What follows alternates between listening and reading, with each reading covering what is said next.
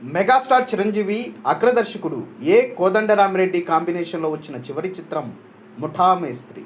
మీనా, రోజా కథానాయకులుగా కనువిందు చేసిన ఈ సినిమాకి రాజ్కోటి సంగీతం ఓ ఎస్సెట్గా నిలిచింది. 1993 జనవరి 17న విడుదలై విజయపదంలో పయనించిన ముఠా మేస్త్రి చిత్రం అఫీషియల్ పేపర్ యాడ్స్ ప్రకారం 75 కేంద్రాలలో 50 రోజులు, 30 కేంద్రాలలో 100 రోజుల ప్రదర్శన చూసింది.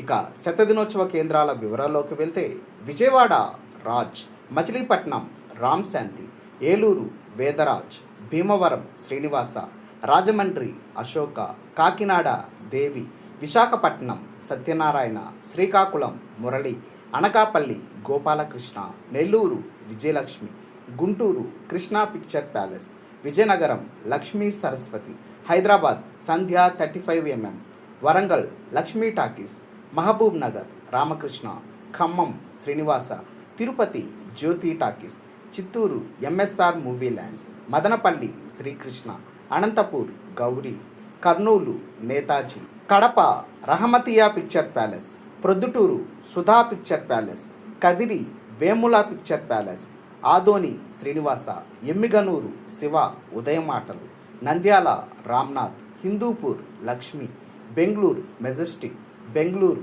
ఆదర్శ. డియర్ వ్యూయర్స్, అప్పట్లో ముఠా మేస్త్రి సినిమాని మీరు ఏ టాకీస్లో చూసారో కామెంట్ బాక్స్లో పోస్ట్ చేయండి.